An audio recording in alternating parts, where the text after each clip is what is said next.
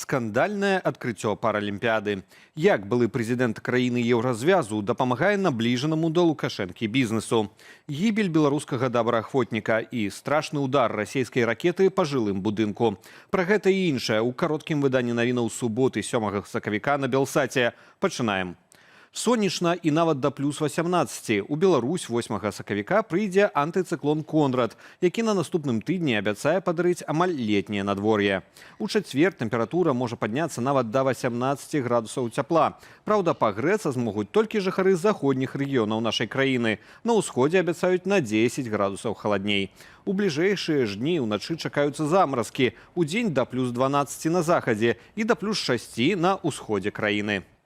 Кіпрыёцкі след у лукашэнкаўскіх схемах. Сям'я экс-прэзідэнта Кіпру Нікаласа Анастасіядыса магла дапамагаць набліжаным да ўзурпатара бізнесоўцам абыходзіць санкцыі еўразвязу. Пра гэта распавядае беларускі расследавальніцкі цэнтр. Галоўным фігурантам справы выступае Юрый Чыж, якога доўгі час называлі гаманцом Лукашэнкі. Юрыдычная кампанія Анастасіядыса абслугоўвала бізнесоўца нават тады, калі ягоныя актывы ў ЕЗ мусілі быць замарожаныя пасля ўвядзення санкцыяў у 2010-м. Грошы пералічваліся пад выглядам адміністрацыйных выдаткаў. Але гэта не ўсё. Расследавальнікі сцвярджаюць, кіпрыёцкія фірмы былі залучаныя ў схему, калі расійскія нафтапрадукты вывозіліся праз Беларусь без выплаты мытаў у бюджэт России.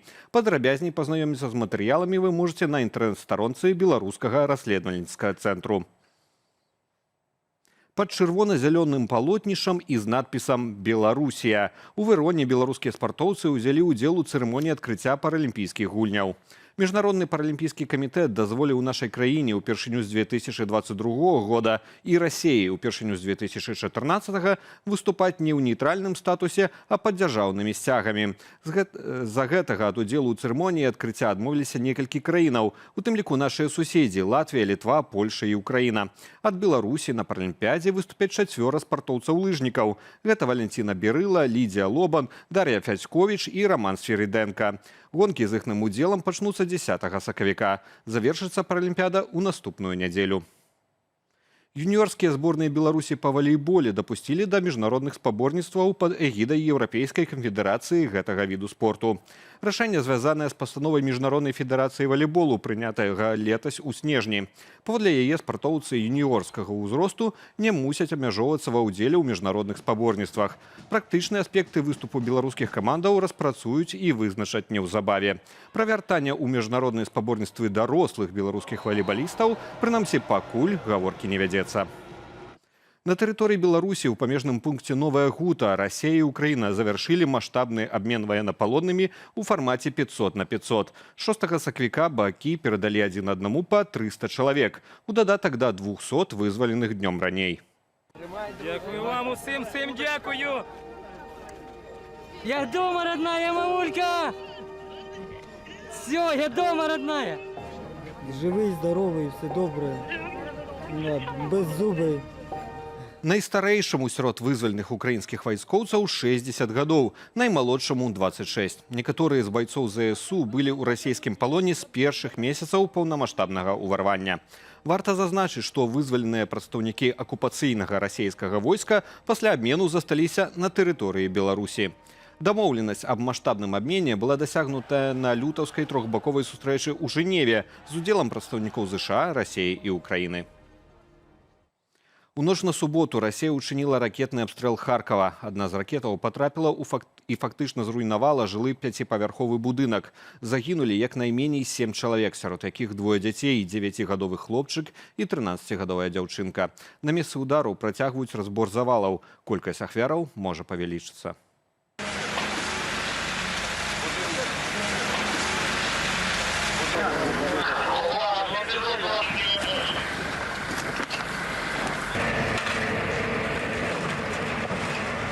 Пад расійскую паветранай атакай гэтай ноччу апынулася і ўкраінская сталіца. Паводле мэру Кіева Віталія Клычко, у некаторых раёнах гораду зафіксавалі падзенне кавалкаў збітых ракет. Абышлося без пацярпелых.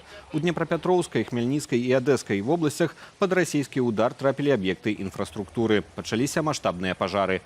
У выніку абстрэлу Запарожжа раненне атрымала немаўля. Загінуў яшчэ адзін беларускі добраахвотнік, што змагаўся за Украіну. Пра гібель 40-гадовага Васіля Рапіцкага з пазыўным «Дзір» паведаміла ягоная жонка.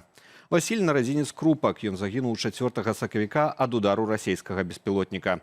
У ваяра засталося двое непаўналетніх дзяцей.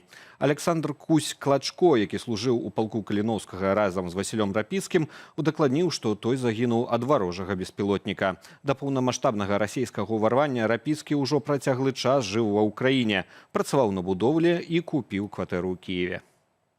Работники МНС выратавалі мужчыну на пажары ў аграгарадку Слідзюкі Быхаўскага раёну. Загарэўся дах жылога будынку. Пацярпеў брат гаспадара дому. Мужчыну шпіталізавалі. Абставіны здарэння высвятляюцца. На Гомельшчыне гарэў жылы дом у Чачэрску на вуліцы Ўсходняй. Там на падлозе веранды работнікі МНС знайшлі і вынеслі на свежае паветра уласніка дому. Пенсіянера шпіталізавалі. А ў Салігорску ратавальнікі выязджалі на ліквідацыю пажару ў кватэру 9павярховіка на вуліцы Свярдлова. Гаспадыню кватэры вынеслі з пакою, ахопленага агнём, пасля чаго перадалі медыкам. Пажары ліквідаваныя. ДТЗ з удзелам 3 легкавікоў адбылося на Менскай кальцавой аўтадарозе побач са з'ездам на Лагойскі тракт. Паводле папярэдняй інфармацыі ДАІ вінаваты 39-гадовы кіроўца Джылі. Падчас руху ён дапусціў няўважлівасць ды сутыкнуўся з ладай, якая рухалася перад ім. Тую адкінула на БМВ, з якім потым сутыкнуўся яшчэ і Джылі. У выніку здарэння ніхто не пацярпеў, аўты атрымалі механічныя пашкоджанні. Рух на ўнутраным коле МКАД нейкі час быў моцна абмежаваны. У Менску плануюць узвядзенне гіганцкага псіхіятрычнага бальнічнага комплексу. Згодна з выстаўленым на грамадскае абмеркаванне планам рэканструкцыі гарадскога клінічнага цэнтру псіхіятрыі і псіхатэрапіі на вуліцы Бехцерева, плошча медычнай установы павялічыцца ў 4 разы. Плануюць пабудову новага стацыянарнага комплексу плошчаю 13 000 квадратных метраў і амбулаторнага комплексу плошчаю 4800 квадратаў. У большым будынку размесяць псіхіятрычныя аддзяленні, многія з якіх будуць спецыялізаванымі. Гэта дазволіць размежаваць пацыентаў з рознымі дыягназамі. Меншы будынак возьме на сябе функцыі паліклінікі і адміністрацыі.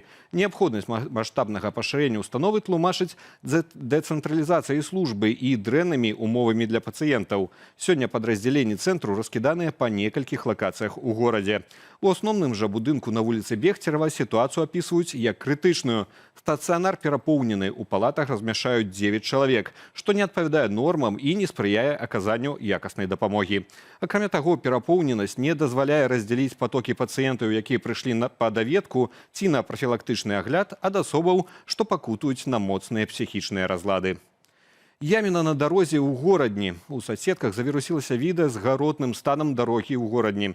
Зрэшты, адметны не сам факт наяўнасці вялізнай яміны на праезнай частцы, а тое, на якой менавіта вуліцы яна месціцца. Вот такие вот ямы на дороге в городе Гродно. Переулок Победы. Глубина ямы сантиметров 10. Не то что подвеску, тут бамперов ставишь. А все это находится вот возле такого интересного предприятия. Ремстройавтодор, асфальтобетонный участок. Вот, ребята, вы не можете возле себя даже отремонтировать это? Вось такая беларуская гаспадарлівасць. На гэтым я з вами развітваюся. Аб развіцці падзеяў павядуць мае калегі ў вечаровым выданні «Аб'ектыву», як заўсёды о 20-й па Менску. Я ж заклікаю вас ставіць лайкі і пакідаць каментары пад гэтым выданнем у Ютубе. Яны дапамагаюць нам пашыраць праўдзівую інфармацыю. Аднак дбайце пра ўласную лічбавую бяспеку. Беражыце сябе і заставайцеся з Белсатам.